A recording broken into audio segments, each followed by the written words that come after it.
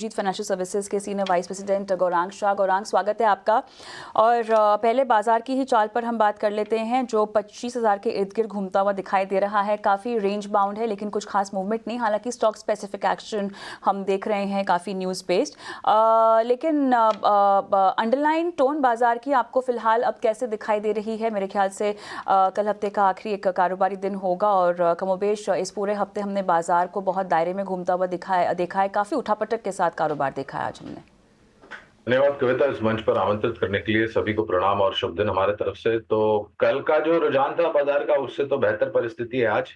कल शुरुआत अच्छी हुई थी लेकिन बाजार बंद होते होते काफी निचले स्तर पर जाकर के बाजार ने बंद किया था। चिंताएं थी कुछ मुद्दों को लेकर के, और एक स्पष्टीकरण जो आया है वो महंगाई दर जो अमेरिका में जारी हुई कल देर शाम को, उसको लेकर के थोड़ी सहानुभूति हुई है।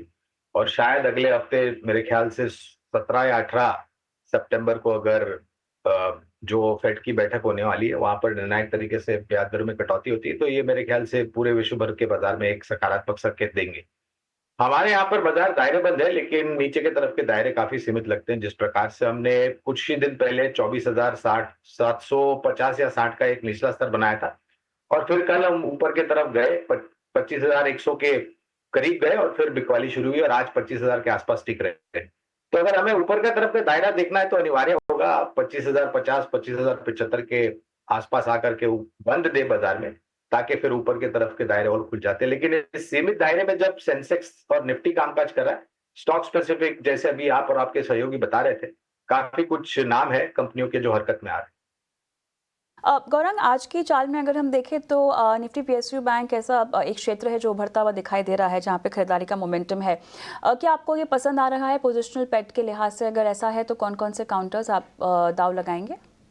सरकारी बैंकों की सूची में कविता 6 नाम है। पहले तो ये जो बिकवाली देखी वो मेरे ख्याल से कुछ बिकवाली की रिपोर्ट्स आई थी, उसको लेकर के थोड़ी बहुत मायूस थी सरकारी बैंकों में, लेकिन हमारी सोच और विचारधारा विपरीत है। हमने 2-3 दिन पहले ही 18 हाउस स्वदेश पर और बाकी अन्य जो चैनल है वहां पर हमने खरीदारी की राय दी थी।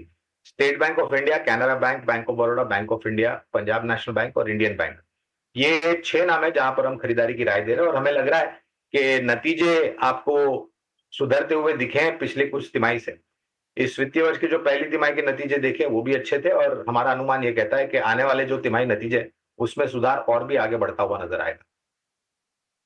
इसके अलावा भी अगर हम पूरे पीएससी स्पेस के बारे में बात करें तो चुनिंदा काउंटर जहां पर आज के सत्र में खरीदारी हो रही है, देखिए एमटीएनएल यहां पे करार की खबर के चलते थोड़ा सा भागता हुआ दिखाई दे रहा है। एनबीसीसी भी हम देख रहे हैं 2%, इंजीनियर्स इंडिया, बीएचईएल जैसे कुछ काउंटर्स हैं जहां पर हमें लगभग 2 से 7% की तेजी दिखाई दे रही है। ये मोमेंटम तो न्यूज़ बेस्ड फिलहाल दिखाई दे रहा है, लेकिन आपको ये खरीदारी क्या लंबी जाती हुई दिखाई दे रही है, कंसिडरिंग कि यहाँ पे वैल्यूएशन थोड़े से अट्रैक्टिव हो गए थे खरीदारों के लिए, रिटेल निवेशकों के लिए? बिल्कुल कविता, और ये जो नाम की सूची आपने सामने रखी वहां पर एनबीसीसी खरीदारी की सूची में है, रक्षा क्षेत्र में से भारत इलेक्ट्रॉनिक्स लिमिटेड सूची में है। ऑयल मार्केटिंग कंपनीज जिस प्रकार से कच्चे तेल के दाम नीचे गए हैं, हमें लग रहा है ऑयल मार्केटिंग कंपनीज पर भी आपको नजर रखनी चाहिए। और थोड़ा बहुत जो खबरें ओएनजीसी को लेकर के आई है, नई खोज को लेकर के, मेरे ख्याल से एक्सप्लोरेशन कंपनीज भी सामने रखनी चाहिए along with oil marketing companies. ये पीएससी क्षेत्र को लेकर गौरांग की राय। गौरांग, हमारे साथ आप बने रहें क्योंकि एक न्यूज़ स्पेसिफिक रिएक्शन जो स्टॉक पे दिखाई दे रहा है उसकी बात करते हैं। ग्रैन्यूल्स इंडिया में आज तेज़ गिरावट देखने को मिल रही है, और गिरावट के पीछे वजह क्या है? क्या एक नया कंसर्न यूएसएफडीए का आया है? क्या आपत्ति आई है? शरद दुबे हमारे सहयोगी जुड़ गए हैं तमाम डिटेल्स लेकर। बताएं शरद, क्या कहा गया है? थोड़े दिन पहले ही ग्रैन्यूल्स इंडिया में जो है अनाउंसमेंट आई थी कि यूएसएफडीए के 6 ऑब्जर्वेशंस आए हैं गैलेगर प्लांट में। अब ये गैलेगर फैसिलिटी अगर बात करें तो हैदराबाद फैसिलिटी है, और इम्पोर्टेंटली जो है ये जो ऑब्जर्वेशंस आए हैं थोड़ी सी सीरियस ऑब्जर्वेशंस है, एंड अक्रॉस द प्लांट जो है इन 6 ऑब्जर्वेशंस को दिया गया है यूएसएफडीए द्वारा। अब ये प्लांट इंपॉर्टेंट इसलिए हो जाता है क्योंकि इसका जो टोटल रेवेन्यू कंट्रीब्यूशन है वो लगभग 74% का है, और उसमें से ऑफकोर्स अगर यूएस की मार्केट की बात करें तो ऑलमोस्ट आधा सेल्स जो है यूएस से आ रहा है।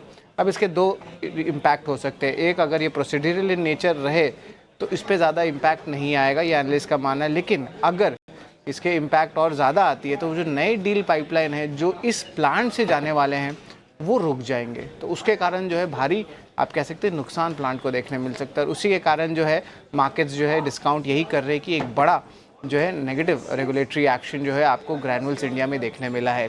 कुछ अगर स्टॉक ट्रैकिंग की भी हम बात कर लेते हैं तो एक महीने में स्टॉक में ऑफकोर्स आज की गिरावट के जोड़ के 13% हुई है, लेकिन अगर एक साल की बात करें तो निवेशकों को ऑलमोस्ट 94% रिटर्न्स दिए हैं।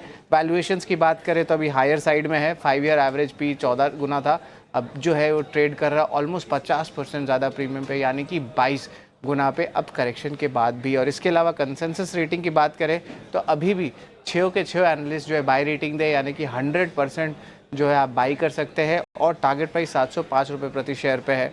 तो यहाँ पे ऑफकोर्स दो स्कूल ऑफ थॉट है, और सबसे इंपॉर्टेंट है कि रेगुलेटरी एक्शन के कारण जो है स्टॉक में भारी करेक्शन देखने मिली है। बट आगे जाते हुए क्या अनाउंसमेंट्स आते हैं और ये कितने बड़े होते हैं ये ऑब्जर्वेशंस, उसके ऊपर जो है स्टॉक की मूवमेंट जो है इम्पैक्ट देखने मिल सकती है आगे। बट ओवरऑल आज जो है ग्रैनुल्स पे हम देख रहे हैं हैवी सेलिंग आ रही है। राइट शरद, शुक्रिया आपका तमाम खबरों की डिटेल्स बताने के लिए। अब झटपट गौरांग का भी एक टेक लेते हैं, उसके बाद हम एक ब्रेक लेंगे और मैनेजमेंट के साथ भी जुड़ेंगे। गौरांग, देखिए रिएक्शन तो स्टॉक पे साफ तौर से दिखाई दे रहा है, लेकिन इस खबर का इम्पैक्ट और कितना लंबा चल सकता है, और फिलहाल लेवल्स के लिहाज से क्या आपके रडार पे अगर स्टॉक है तो आप कोई रणनीति रेकमेंड करेंगे? 730 के लक्ष्यांक है, मेरे ख्याल से अनिवार्य होगा डिस्क्लोजर देना ग्रैन्यूल्स इंडिया पर। अब रही आपके सहयोगी शरद जो बात बता रहे थे, देखिए ये पहली बार नहीं है कि अमेरिकन एफडीए की तरफ से किसी भारतीय फार्मास्यूटिकल कंपनी पर ये आपत्ति आई है, चाहे वो फिर फॉर्म 483 हो या फिर एस्टैब्लिशमेंट रिपोर्ट जहां पर उत्पादन को लेकर के कुछ कमियां। अनिवार्य यह है देखना कि कितनी जल्द तारीख पे ये जो आपत्तियां जताई है उसका निवारण करते हैं, और मेरे ख्याल से ज्यादा मुश्किल नहीं होनी चाहिए। खबरों को लेकर के आपका प्रश्न है क्या और गहराई आ सकती है, मेरे ख्याल से बड़े पैमाने पर जो आना था वो आ चुका है, क्योंकि स्टॉक करीबन 12% से ज्यादा नीचे के स्तर पर कामकाज कर रहा है। छोटी मध्यम अवधि में कविता दिक्कतें आती हैं, इसमें कोई दो राय नहीं है, लेकिन क्या कंपनी सक्षम है निवारण लाने के लिए आपत्तियों पर, तो वो हमें लग रहा है हाँ बिल्कुल है। और इसी नजरिए से अगर निवेश है तो बने रहे, अगर किसी को गिरावट का फायदा उठाना है और निवेश करना है लंबी अवधि के लिए, हम उसकी भी राय देंगे।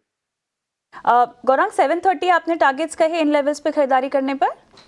730 के लक्ष्यांक है लंबी अवधि के लिए कविता, तो मेरे ख्याल से रिस्क रिवॉर्ड काफी फेवरेबल। राइट, और राइट, तो ग्रैन्युल्स इंडिया में फिलहाल खरीदारी और थोड़ा सा लंबा रुकने की सलाह गौरांग की तरफ। सुनिए, आपने जेपीएम ग्रुप से बातचीत हो रही थी और खबर को लेकर पूरे क्षेत्र को काफ़ी ऑप्टिमिज्म अब आगे दिखाई दे रहा है। कंपनी के प्लान्स और बातचीत सुनकर आप क्या एनालिसिस कर पा रहे हैं? तो पहले तो मेरे ख्याल से एक बहुत बड़ा मौका है, और ये जो नई नीतियां सरकार ने लागू की, मेरे ख्याल से ये सभी कंपनियों को कारगर साबित होगा जो कि कमर्शियल व्हीकल ईवीज बनाती है। जेबीएम ऑटो है, ओलेक्ट्रा ग्रीन टेक है, टाटा मोटर्स है और अशोक लेलैंड है। अब ये चार नामों में से Olectra Green Tech, Tata Motors और अशोक लेलैंड पर खरीदारी की राय है। मैं ये नहीं कहता कि जेबीएम ऑटो एक कंपनी, क्योंकि कवरेज नहीं इसलिए विशेष रूप में टिप्पणी नहीं कर पाऊंगा, लेकिन कविता एक चीज देखने अनिवार्य होगा कि जिस प्रकार से परिस्थितियां राज्य परिवहन जो है जितने भी राज्यों में, उनके अगर आप बसेस की हालत देखें तो मेरे ख्याल से बहुत ही खराब हालत है, और इनको रिप्लेस करने के लिए सबसे पहले मेरे ख्याल से राज्य परिवहन पहले आगे आएंगे और स्क्रैपेज पॉलिसी का भी फायदा मिलेगा इनको।